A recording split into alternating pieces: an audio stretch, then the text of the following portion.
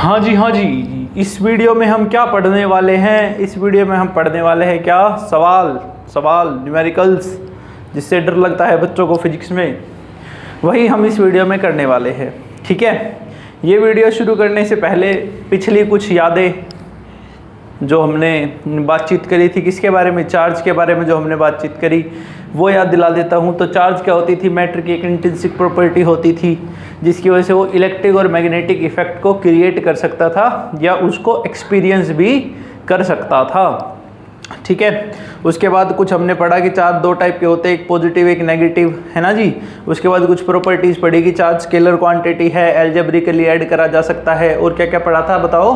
Quantization of charge पढ़ा था, additivity of charge पढ़ा था। तो ऐसी करके कुछ हमने प्रॉपर्टीज भी पढ़ी। और जाते जाते एक जो इम्पोर्टेंट चीज़ मुझे ध्यान आ रही है अभी, जो आपको बता देनी चाहिए, शायद पिछले चैप्टर में ना हमने ये भी पढ़ा था कि अगर यहाँ पे एक बॉडी है ए और ये कोई बॉडी है बी, अगर इस बॉडी ए से बी पे n नंबर ऑफ इलेक्ट्रॉन्स अगर जाए, ठीक है, अगर इस बॉडी ए से बी पे n नंबर ऑफ इलेक्ट्रॉन्स अगर जाएं तो इस बॉडी पे चार्ज आ जाता था प्लस का Ne, और इसने गेन करे थे तो इस पे आ जाता था माइनस का Ne, और इसी को हमने क्वांटाइजेशन ऑफ चार्ज में क्या लिख दिया था? Q बराबर Ne, और ये प्लस और माइनस दोनों वैल्यूज ये हो सकती है। ठीक है, तो यही एक फॉर्मूला है जो चार्ज के बारे में बताता है अपने को, और पूरी फिजिक्स में चार्ज का केवल यही एक फॉर्मूला है, Q बराबर Ne। आज इसी फॉर्मूला पे बेस्ड कुछ सवाल करेंगे, आसान से शुरू करेंगे और हार्ड की तरफ थोड़ा थोड़ा चलेंगे। तो यहाँ मेरे पास इस टैब में कुछ लिखे हुए हैं सवाल, आपको कैसे दिखाई देंगे ये? तो आपको ना वीडियो जैसे चलती रहेगी तो वीडियो के साइड में फ़ोटो आ जाएगी, या तो ऊपर की तरफ या साइड में कहीं पे, है ना, जहाँ से आप सवाल को पढ़ सकते हैं। ठीक है, जैसे पहला सवाल जो है वो ये है कि which is bigger a coulomb और अ चार्ज ऑफ इलेक्ट्रॉन। ठीक है, इसमें सबसे पहले जो इसने पूछा है अपने से क्वेश्चन नंबर 1 में ये पूछ रहा है कि भैया बताओ कौन ज़्यादा बड़ा है इसमें से, है ना।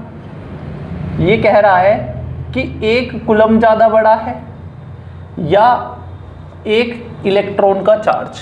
ई क्या लिखा था हमने? Charge of electron. ऊंचा हो गया यार। ई क्या लिखा था हमने? Charge of electron. इन दोनों में से कौन सा ग्रेटर है? ठीक है भाई, अब ग्रेटर कैसे पता चलाएंगे भाई? पहले दोनों को इक्वेट तो कराएं, कुछ ना कुछ ऐसा तो हो जिससे बराबरी पे इनको रखा जा सके, तभी तो बताएंगे कि कौन बड़ा है और कौन छोटा है ना। तो अगर मैं आपसे बातचीत करूं यार किसके बारे में? ई के बारे में। तो देखो, आपको ई के बारे में पता है, ई बोले तो चार्ज ऑन इलेक्ट्रॉन, ई बराबर कितना? 1.6 इंटू 10⁻⁻19 कूलम। तो भैया इलेक्ट्रॉन पे तो इतना चार्ज होता है, ठीक है, इलेक्ट्रॉन पे तो इतना सा ही चार्ज जो है वो होता है।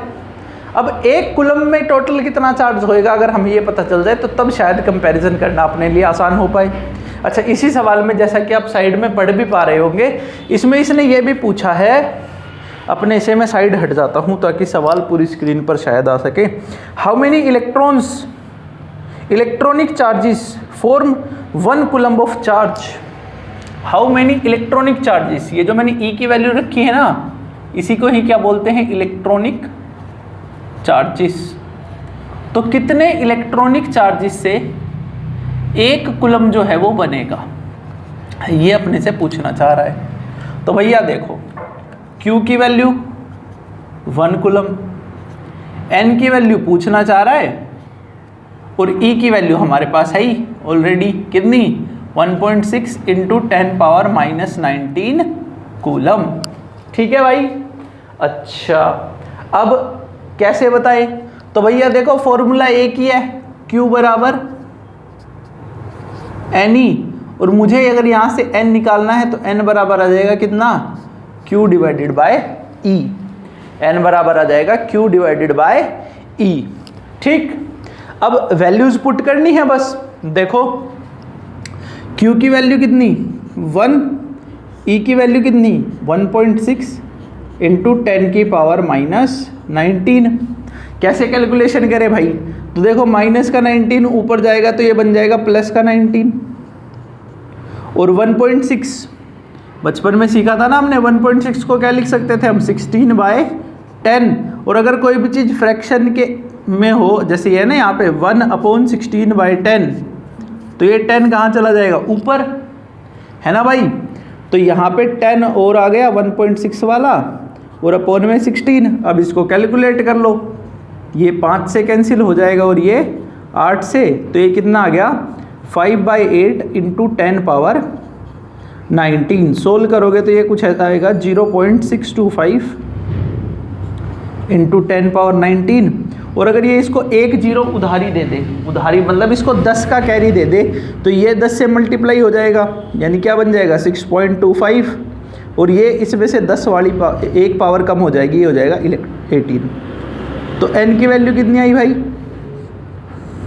6.25 इंटू 10⁻18 इलेक्ट्रॉन्स। यानी हम ये कह सकते हैं कि भाई जितना 6.25 इंटू 10⁻18 इलेक्ट्रॉन में चार्ज है ना, उतना चार्ज है किसमें, 1 कूलम में।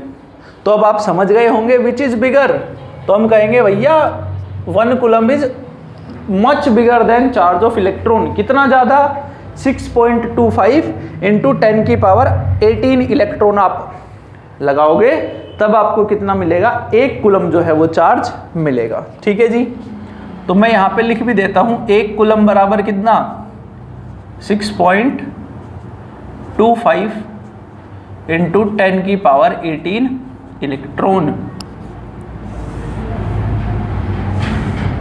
ठीक है, ये है भाई बात। ठीक है, ये वाला सवाल अगर आपको समझ आ गया है तो आप बता सकते हैं कमेंट्स में। नेक्स्ट सवाल पढ़ लेते हैं। नेक्स्ट में लिखा हुआ है, a comb is drawn through a person's hair on a dry day causes 10⁻22 electrons to leave the person's hair and stick to the comb. मैं दोबारा पढ़ देता हूँ, अंग्रेजी में जो लिखा हुआ है, a comb is drawn through a person's hair, एक आदमी है उसके सर में से कंघा कर रहे हैं हम, है ना भाई। और अगर हम कंघा कर रहे हैं तो क्या हो रहा होगा, 10⁻22 इलेक्ट्रॉन जो है वो बालों से निकल के कंघे में चले गए। तो मेरे भाई क्या मैं ऐसे कह सकता हूँ, देखो इसको ऐसे समझ सकता हूँ कि भाई मान लो ये जो है ना, ये तो है हेयर, और ये क्या है,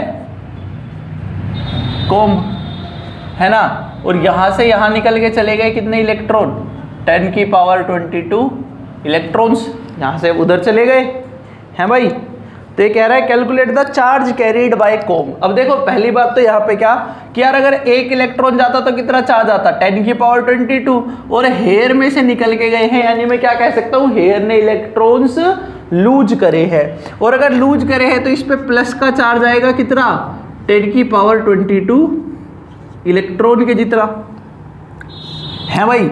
और कॉम्ब पे कितना चार्ज आ जाएगा, माइनस का 10⁻22 इलेक्ट्रॉन के जितना। अब इसने क्या पूछा था, चार्ज ऑन कॉम्ब, तो निकाल सकते हैं हम, चार्ज ऑन कॉम्ब क्यू बराबर कितना, माइनस का 10⁻22, और ई की वैल्यू कितनी, 1.6 इंटू 10⁻−19।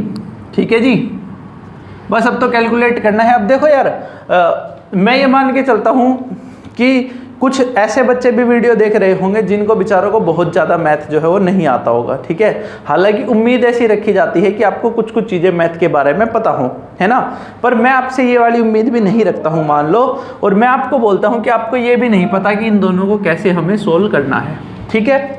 तो कुछ प्रॉपर्टीज़ जो हैं, हल्का फुल्का जो मैथ यूज़ होता है वो बता देता हूँ आपको। एक प्रॉपर्टी होती है कि अगर ऐसे लिखा हुआ है a की power m multiplied by a की पावर n, ठीक है, बेस बोलते हैं और इसको बोलते हैं पावर, ठीक है। अगर कभी भी बेस सेम हो और बीच में मल्टीप्लाई का निशान हो तो पावर्स ऐड हो जाती है, ठीक है। रिपीट कर रहा हूं, अगर कभी भी बेस सेम हो और बीच में मल्टीप्लाई का निशान हो, बेस सेम हो और बीच में क्या हो, मल्टीप्लाई का निशान हो, तो पावर्स ऐड हो जाएंगी, ठीक है। दूसरी प्रॉपर्टी क्या हो सकती है भैया, दूसरी प्रॉपर्टी हो सकती है कि बेस तो सेम है पर अब की बार दोनों डिवाइड में आ गए। अगर दोनों डिवाइड में आ गए तो m-n कर दो बस, है ना भाई। अगर दोनों कैसे आ गए, डिवाइड में आ गए, तो m माइनस n कर देंगे, ठीक है। और क्या हो सकता है, एक और वेरिएशन हो सकता है, वो क्या है कि ऐसा लिखा मिले a की पावर m और इसकी पावर n, यानी पावर की भी कुछ पावर ऐसे आ जाए, ठीक है। तो हम क्या करेंगे, a की power m multiplied by n। तो ये बहुत छोटा सा मैथ जो है इन सवालों में थोड़ा थोड़ा यूज़ होता रहता है और ये अपने को आना चाहिए। एक और बात मैं बता देता हूँ, अगर कभी भी ऐसे लिख रहा हो 1/a की पावर m, तो ये m ऊपर जाके कैसा हो जाएगा, इसको लिख सकते हैं a की पावर माइनस m, जैसे मैंने। और अगर मान लो यहाँ पे क्या हुआ, यहाँ पे पावर पहले से ही माइनस की हुई, तो ये ऊपर जाके पावर कैसी हो जाएगी, प्लस की हो जाएगी, जैसा मैंने यहाँ करा था। देखो यहाँ -19 था, ये -19 ऊपर जाके कैसा बन गया, प्लस का 19, ठीक है भाई। अब सिंपल सी कैलकुलेशन है, फटाफट कर लेते हैं। माइनस का निशान एज इट इज आएगा, 1.6 एज इट इज आएगा, 10 की पावर 22, 10 की पावर -19, तो भैया क्या करेंगे, 10 की पावर 22 प्लस -19। अब इतना मैथ तो अपने को आता है भैया कि प्लस माइनस क्या होता है, माइनस, तो 22 माइनस 19, यानी इसका आंसर आ जाएगा माइनस का 1.6 इंटू 10 की पावर 3 इलेक्ट्रॉन्स, नहीं चार्ज पूछा ना, कूलम। तो Q बराबर कितना आया, 1.6 इंटू 10 की पावर 3 कूलम। तो क्या आपको इतना समझ में आया? ये दो सवाल अगर आपको समझ में आए हो तो आप थम्स अप करना, ठीक है जी, कमेंट करके बताना। उसके बाद हम आगे बढ़ते हैं बोर्ड साफ करने के बाद। तो अगले भाई, हाँ यार ये फ्लो में भाई निकलता है ना, भाई और बहन दोनों। हाँ तो भाई और बहनों, अगले दो सवाल मैंने लिख दिए हैं, ठीक है, एक बार पढ़ लेते हैं। दोनों एनसीईआरटी के सवाल हैं भाई, ठीक है। दोनों आपको कौन सी बुक में मिल जाएंगे, दोनों के दोनों जो हमारी माता है एनसीईआरटी, दोनों ही एनसीईआरटी के सवाल हैं, ठीक है, एग्जाम्पल्स हैं और काफ़ी अच्छे सवाल हैं, ठीक है। आओ ज़रा सॉल्यूशन करने की कोशिश करते हैं, ठीक है। आओ जी आओ। A body gives out 10 to the power 9 electrons every second, ये दिया इसने, है ना। क्या कहा है इसने कि मान लो कोई बॉडी है, ये रही, और ये बॉडी टोटल ना हर सेकंड में 10 to the power 9 इलेक्ट्रॉन्स क्या हो रहे हैं, इसमें से रिमूव हो रहे हैं, ये बाहर छोड़ दे रही है। कितने इलेक्ट्रॉन्स, 10 की पावर 9 इलेक्ट्रॉन्स ये हर सेकंड जो है वो अपने से बाहर जो है वो छोड़ रही है। अच्छा जी ठीक है, कोई बात नहीं। अब ये पूछ रहा है how much time is required to get a total of 1 coulomb charge. भाई इस पे टोटल 1 कूलम चार्ज आ जाए तो कितना समय लगेगा, ये पूछ रहा है। अब आप एक बात बताओ यार, अभी अभी तो पढ़ा 1 कूलम बराबर कितना, 6.25 इंटू 10 की पावर 18 इलेक्ट्रॉन।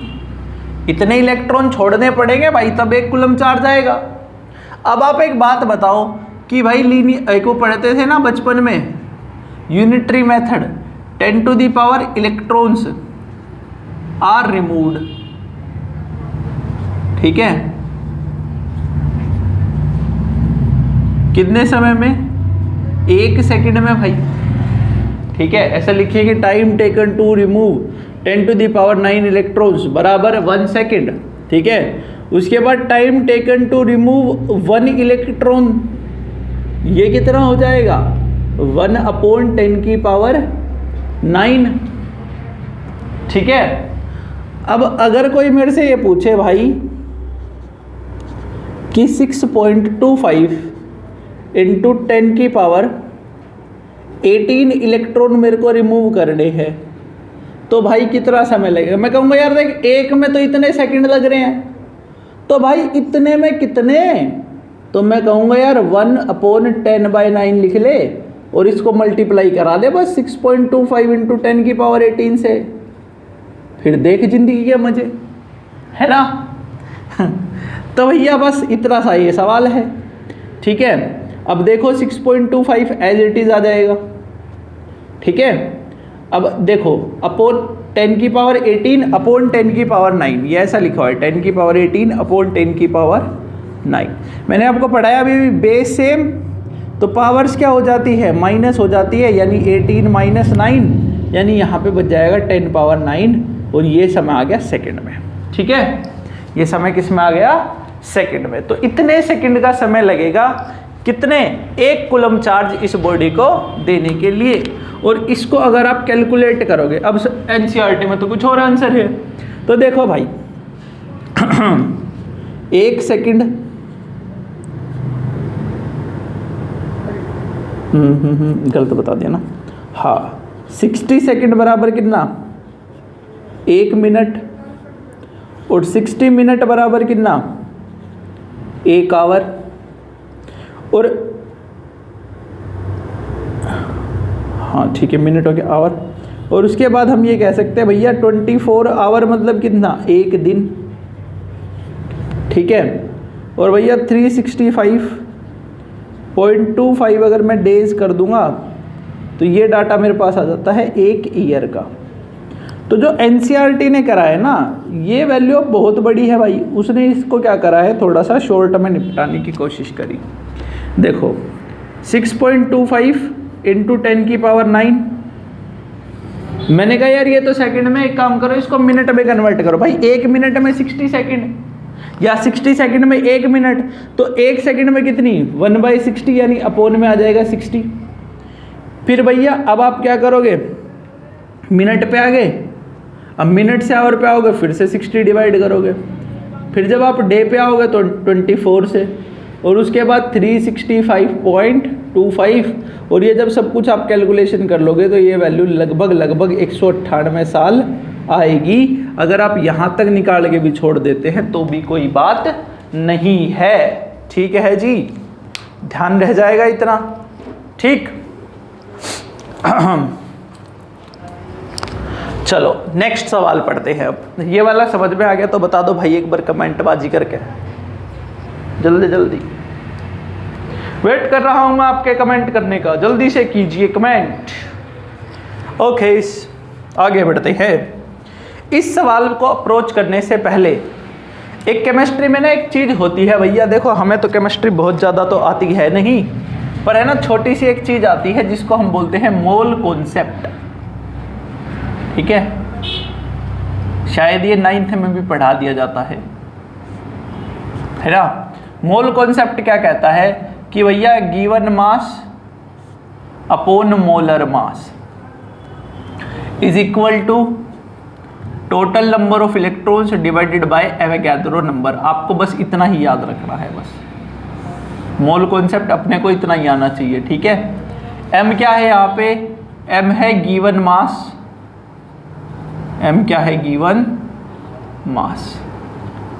ठीक है, कैपिटल M क्या है, मोलर मास, मोलर मास।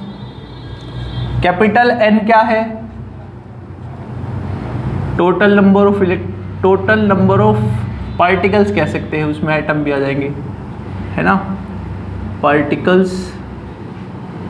ठीक है, और Na ये क्या है, ये है एवोगैड्रो नंबर, एवोगैड्रो नंबर। ये कांस्टेंट होता है जिसकी वैल्यू होती है 6.022 इंटू 10 पावर 23, और इस वैल्यू को हम अप्रोक्सीमेट यूज कर रहे होंगे 6 इंटू 10 की पावर 23।